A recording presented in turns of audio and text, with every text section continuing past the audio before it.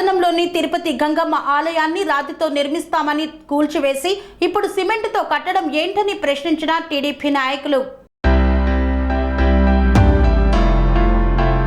చిత్తూరు జిల్లా కుప్పం నియోజకవర్గం కుప్పం పట్టణంలోని తిరుపతి గంగమ్మ ఆలయ నిర్మాణ పనులను టీడీపీ, జనసేన, బీజేపీ, ఎంఆర్పీఎస్ నేతలు పరిశీలించారు. అనంతరం కుప్పం టీడీపీ కార్యాలయంలో ఏర్పాటు చేసిన మీడియా సమావేశంలో వారు మాట్లాడారు. రాతితో ఆలయాన్ని నిర్మించకుండా కేవలం సిమెంటుతోనే ఆలయాన్ని నిర్మిస్తున్నారన్నారు. 1996లో చంద్రబాబు సుందరంగా ఆలయాన్ని నిర్మించారు. రాతితో ఆలయాన్ని నిర్మిస్తామని చెప్పి సిమెంటుతో ఆలయాన్ని నిర్మించడం దారుణమన్నారు. తిరుపతి గంగమ్మ జాతరకు లక్షల మంది వస్తారు. గత జాతరలో ఆలయాన్ని రాతితో నిర్మిస్తామని మంత్రి పెద్దిరెడ్డి రామచంద్రారెడ్డి, ఎంపీ రెడ్డప్ప హామీ ఇచ్చారు. 1.5 సంవత్సరం పూర్తవుతున్నా ఆలయాన్ని నిర్మించలేదు. ఆలయ నిర్మాణానికి 3 కోట్ల రూపాయలు మంజూరు చేశారు. అరాకొరాగా ఆలయాన్ని నిర్మిస్తున్నారు. దేవుడి విషయంలో రాజకీయం చేయకూడదన్నారు. సంబంధిత అధికారులు స్పందించి రాతితోనే ఆలయాన్ని నిర్మించాలని డిమాండ్ చేశారు. సుందరంగా ఉన్న ఆలయాన్ని కూల్చి సిమెంటుతో కట్టడం బాధాకరమన్నారు. ఈరోజు ముఖ్యంగా ప్రెస్ మీట్ పెట్టడానికి కారణం మా నియోజకవర్గ జనసేన అధ్యక్షుడు నరేష్ గారు, మందకృష్ణ మాదిగ తరఫున మా దేవరాజు గారు, కుటుంబ సభ్యులందరూ కూడా వచ్చేసారు. జనసేన పార్టీ కార్యకర్తలు, నాయకులు, మా ఎక్స్ చైర్మన్ తిరుపతి గుడి చైర్మన్ రవేణు గారు, ఆర్ఆర్ రవేణు గారు, కౌన్సిలర్ సురేష్ గారు, ఇంకా డైరెక్టర్లు కూడా చాలామంది ఉన్నారు. ముఖ్య కారణం ఈరోజు ప్రెస్ మీట్ పెట్టడానికి కారణము మనకు అంతా కూడా అమ్మల కన్నా అమ్మ తిరుపతి గంగమ్మ గుడి చాలా బాగున్న గుడి, బ్రహ్మాండంగా ఉన్న గుడిని రాతితో కడతామని చెప్పి ప్రజలు కూడా సరైన సమాచారం లేకుండా గుడిని పగలగొట్టారు. పగలగొట్టి పోయిన జాతరలోనే గుడి కట్టేస్తాం, రాతితో గుడి కడతామని చెప్పారు. కానీ ఈరోజు ఇప్పటి వరకు కూడా గుడిని కట్టలేదు. కట్టకపోగా ఏదైతే రాతి కట్టడాలతో గోపురం నుంచి మొత్తం కూడా కడతామని చెప్పారో అవి కట్టకుండా సిమెంట్తోనే కడుతున్నారు.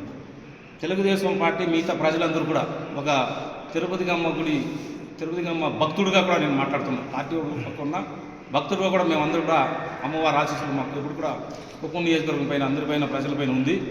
అమ్మవారి గుడి కడితే బాగుంటుందని చెప్పి అందరూ సంతోషించాము. రాళ్లతో కడతామన్నారు కాబట్టి రాతి గుడిగా కడతారేమని అనుకున్నాము. కాకపోతే బాగున్న గుడిని పగలగొట్టి ఇప్పటి వరకు కూడా కట్టకుండా సిమెంట్లో కట్టారు. ఒకసారి మీరు చూస్తే తిరుపతి గంగమ్మ గుడి ఇలా ఉండింది. బాగున్న గుడిని పగలగొట్టాలని ఎవరు చెప్పారు? సరే, పగలగొట్టిన తర్వాత ఇంతవరకు అసలు కుంభాభిషేకం చేయకుండానే పోయినసారి కూడా జాతర చేశారు.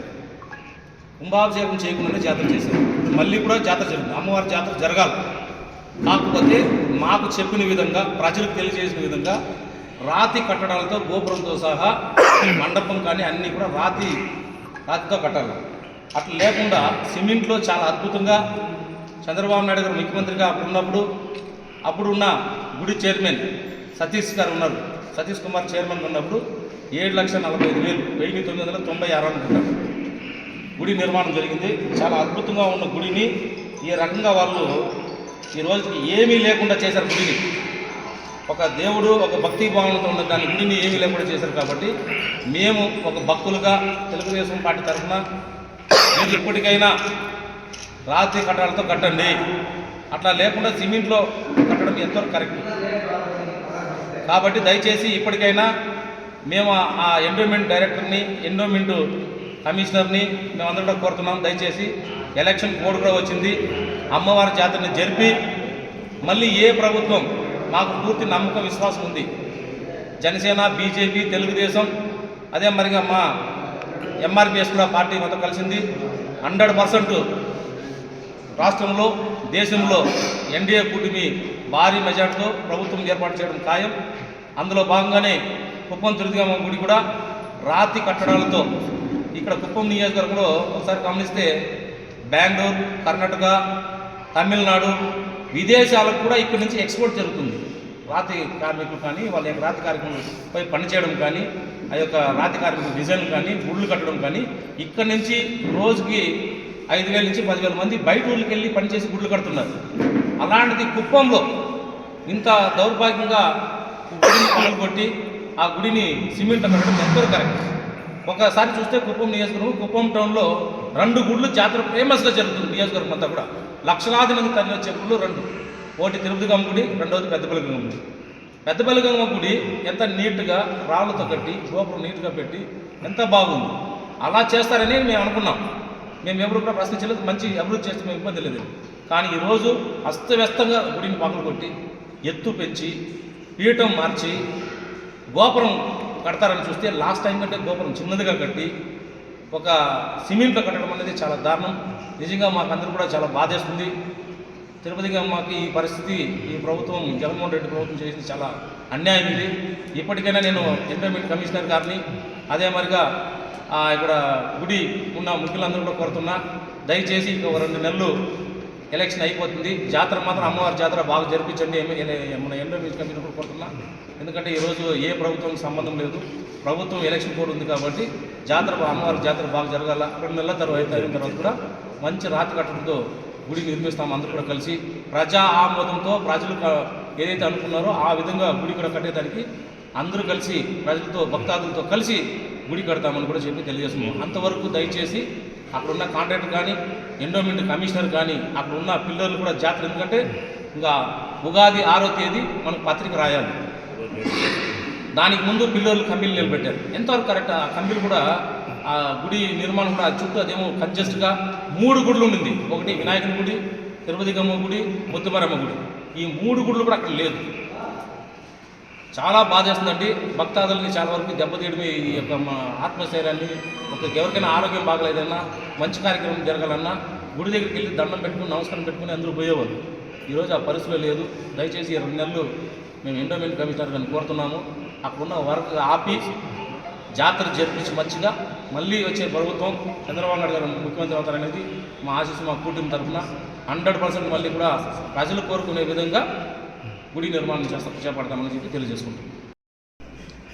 ఇక్కడ విచ్చేసిన గౌరవులు పత్రికా విలేకరులకి, అదేవిధంగా ఇక్కడ వేదిక పైన ఉన్న మన తోటి మిత్రులు, తెలుగుదేశం పార్టీ నాయకులు కానీ, ఎంఆర్పిఎస్ నాయకులు, అదేవిధంగా బీజేపీ నాయకులు, వాళ్ళందరూ కూడా నమస్కరిస్తూ, తిరుపతి గంగమ్మ గుడి ఇంకా 2 నెలల్లో జాతర జరుగుతున్న సందర్భంలో ఈరోజు భక్తులందరూ కొంతమంది నా దృష్టికి ఇలా గుడి చాలా కంజెస్టెడ్గా కడుతున్నారు, రాతిగా కట్టడం అనేది జరిపిస్తామని సిమెంట్ కట్టడంలో కడుతున్నసరికి గుడి దగ్గరికి వెళ్ళి చూసాము. చూసినప్పుడు ఇంతకు ముందున్న గుడి కూడా సిమెంట్ గోపురము, సిమెంట్ మండపమే ఉండింది. దాన్ని పెద్దగా మన గౌరవనీయులు రెడ్డప్ప గారు ఎంపీ, మన చిత్తూరు జిల్లా ఎంపీ గారు మాటిచ్చారు, లేదు దీన్ని ఖచ్చితంగా మేము రాతి కట్టడం చేస్తాము, పోయిన జాతరలోనే లాస్ట్ జాతరకే మేము కంప్లీట్ చేసి దీన్ని అంగరంగ వైభవంగా దీన్ని మనం జాతరను జరిపించుకుంటామని కూడా ఆయన పత్రికాముఖంగా మీ విలేకరుల ముందు ఆయన తెలియజేశారు. కానీ ఇంతవరకు గుడి నిర్మాణం పూర్తి కాలేదు. ఆ నిర్మాణం కూడా మంత్రంగా ఏదో గోపురం సిమెంట్ గోపురంతో కట్టినారు. మళ్ళీ మండపం కూడా ఇవాళ సిమెంట్తో కడుతున్నారు. దాన్ని వెళ్ళి ఈరోజు చూస్తే కనీసం ప్రదక్షిణ చేసేదానికి కూడా స్థలం లేకుండా చాలా ఇరుకుగా కట్టిన సందర్భం అయితే ఉంది, చూడగలం అక్కడ. అదేవిధంగా అక్కడ ఎప్పుడో 1960 నుంచి వినాయకుని గుడి ఉంది. దాని వినాయకుడి వీధి అని చెప్పేవాళ్ళం మనము. ఆ వినాయకుని గుడి కూడా లేదు. అదే ముత్తుమారం గుడి లేదు. దాదాపు సంవత్సరం పైగా మన అమ్మవారిని ఏదో షెడ్లో తీసుకొచ్చి పెట్టినారు. ఆ షెడ్ వెనుకాల ఉన్న మన ఆఫీసు, ఒక ఎండోమెంట్ ఆఫీస్ కానీ చైర్మన్ ఆఫీస్ కూడా తీసేసినారు. గుండంలో వెళ్ళి గుండం దగ్గర చూస్తే గుండం దగ్గర ఉన్న ప్లేస్ కూడా చాలా వరకు గలీజ్గాను, చాలా వరకు ఇబ్బందికరంగా ఉంది అక్కడ. సో ఇక్కడ ఈ పాలకులు ఏమైతే చేస్తున్నారో, ఆ కమిటీ కూడా ఏమైతే చేస్తున్నారో మాకు ఇంతవరకు అర్థం కాలేదు.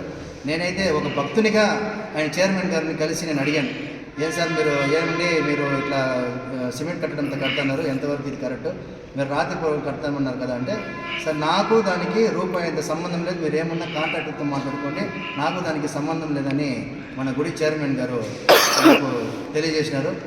సంబంధం లేదు అన్నప్పుడు ఇంకా ఎంతవరకు అది ఆయన చైర్మన్గా చెప్పాలో నాకైతే అర్థం కాలేదు.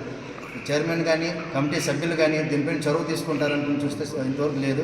కట్టడం అయితే జరుగుతూ ఉంది. కాంట్రాక్టర్ని ఎక్కడ కన్సల్ట్ అవ్వాలనో, ఎండోర్మెంట్ ఏం చేస్తుందనేది కూడా మీ పత్రికా ద్వారా నేను వాళ్ళని ప్రశ్నిస్తున్నాను. ఇక 2 నెలల్లో జాతర ఉంది.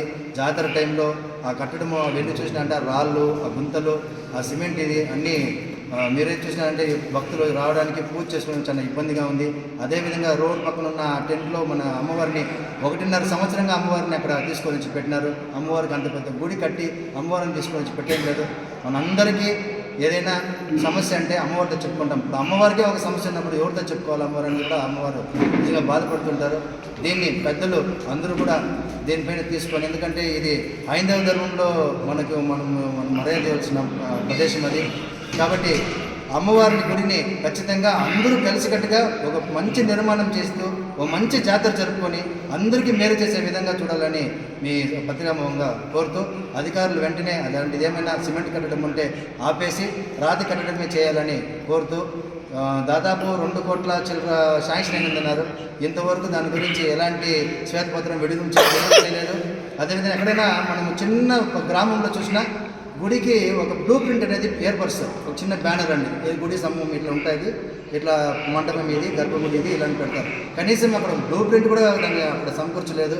పూజారుల బృందము వాళ్ళ దృష్టి కూడా వాళ్ళు కూడా చాలా బాధపడుతున్నారు. పూజారుల బృందం కూడా వాళ్ళు కూడా మనస్తాపం చెంది వాళ్ళు కూడా చాలా వరకు దేవుని పూజలు కూడా కొంచెం దూరంగా ఉన్నారు. దయచేసి వాళ్ళు కూడా కలుపుకొని ప్రధాన అర్చకులు మన సోము గారు అయితే ఏమి, మళ్ళీ బాబు వేద పండితులు బాబు గారు కూడా అయితే వాళ్ళ దృష్టికి కూడా తీసుకుని వెళ్ళాము. వాళ్ళు కూడా వాళ్ళ ఒక సూచన మేరకు గుడిని కట్టడం చేయాలని, ఖచ్చితంగా రాతి కట్టడమే జరిపించాలని అన్ని పార్టీల తరఫున ఒక భక్తునిగా నేను ప్రజల తరఫున మన అధికారులను కానీ ఇప్పుడున్న చైర్మన్ కమిటీ సభ్యులను కానీ కోరుకుంటూ నమస్కరిస్తున్నాను.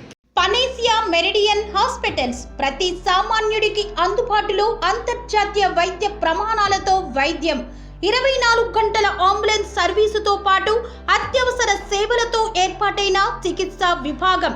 మా దగ్గర గుండె సంబంధిత, మూత్రపిండ, కాలేయ, కంటి జబ్బులకు, మోకాళ్ల శస్త్ర చికిత్సతో పాటు కోవిడ్-19, బ్లాక్ ఫంగస్ వంటి వైరస్లకు, అన్ని రకాల ఆరోగ్య సమస్యలకు నమ్మకమైన అత్యాధునిక వైద్య చికిత్సను అందిస్తున్న హాస్పిటల్ పనేసియా మెరిడియన్ హాస్పిటల్స్.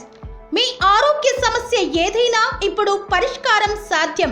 సంపూర్ణ ఆరోగ్యం కోసం సంప్రదించండి Panacea Meridian hospitals, opposite Bheeramguda Kaman, RC Puram, Sangareddy district, pin code 502032. సంప్రదించాల్సిన ఫోన్ నెంబర్ 0845524177 మరియు 7893757770.